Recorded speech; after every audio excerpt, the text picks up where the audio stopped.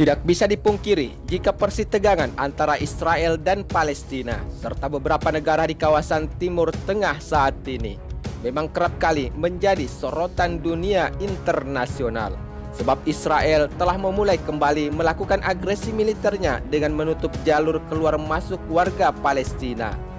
Apalagi Israel adalah merupakan negara sekutu Amerika Serikat yang sangat setia untuk terus menyuplai peralatan tempur dan berbagai sistem perisai pertahanan Israel yang tidak mudah ditembus oleh roket atau rudal balistik yang akan menyerang Israel. Misalkan saja, baru-baru ini Amerika Serikat dan Israel telah melakukan uji coba rudal Arrow 2 di 2 titik wilayah uji coba rudal balistik Israel. Rudal jarak menengah ini diklaim memiliki kemampuan dan teknologi yang sangat baik sebagai kebutuhan sistem pertahanan Israel. Dan selain itu, rudal balistik ini diklaim oleh Amerika Serikat dan Israel memiliki kemampuan daya ledak atau menghancurkan 40 hingga 50 meter di setiap target sasaran. Namun, pasca situasi yang semakin menegangkan tersebut, ternyata ada beberapa negara yang menentang klaim Israel untuk semakin memperluas wilayah kekuasaannya dan hingga ingin menjadikan wilayah Yerusalem sebagai ibu kota Israel. Salah satu negara yang mendukung kemerdekaan Palestina yaitu adalah Italia. Menurut sumber informasi terpercaya, pengadilan Italia baru-baru ini menyatakan bahwa Yerusalem bukan ibu kota Israel. Dan dalam putusan yang dibacakan pada 5 Agustus kemarin, pengadilan Roma memenangkan 2 organisasi pro-Palestina. Italia yang bersengketa melawan perusahaan penyiaran publik nasional RAI. Di dalam putusan itu, Hakim Cecilia Pratesi menyatakan bahwa negara Italia tidak mengakui Yerusalem sebagai ibu kota Israel pada 11 Agustus kemarin. Selain itu, pengadilan menegaskan bahwa resolusi PBB harus dianggap sebagai hukum konvensional yang berlaku dalam sistem hukum Italia. Seperti yang kita ketahui sebelumnya bahwa sejak 21 Desember 2017 lalu, Italia telah mendukung resolusi Majelis Umum PBB yang menolak keputusan Amerika Serikat untuk mengakui Yerusalem sebagai ibu kota Israel. Karena dukungan Amerika Serikat terhadap Israel yang begitu sangat mendominasi atas klaim Israel yang sangat menginginkan wilayah suci dari ketiga agama di dunia saat ini, tentunya membuat posisi Zionis Israel cukup kuat untuk kembali melakukan agresi militer dan memperluas wilayah kekuasaannya hingga menjadikan Yerusalem sebagai ibu kota negara Israel.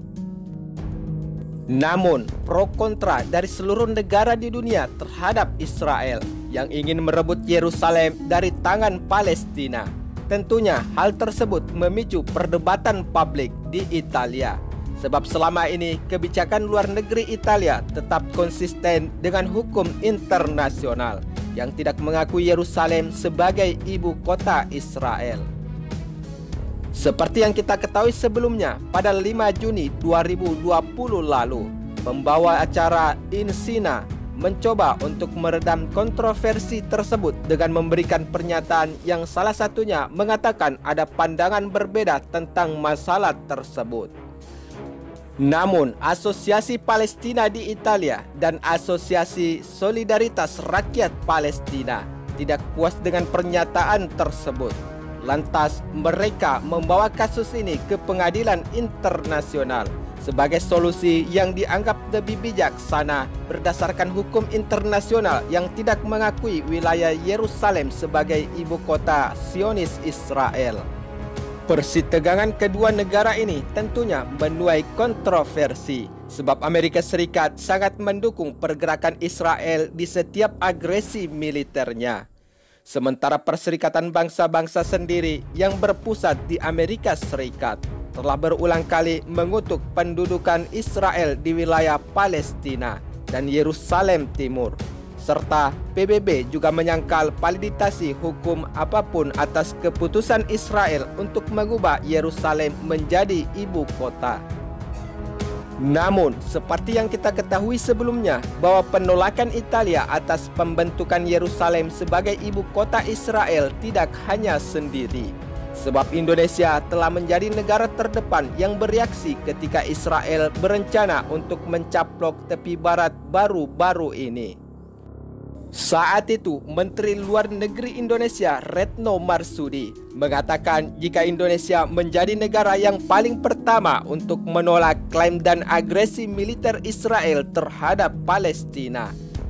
Langkah nyata Indonesia di dalam memberikan dukungan kepada Palestina adalah dengan langsung menghubungi sejumlah negara terkait situasi yang semakin memanas dan hingga penutupan jalur Gaza oleh Israel.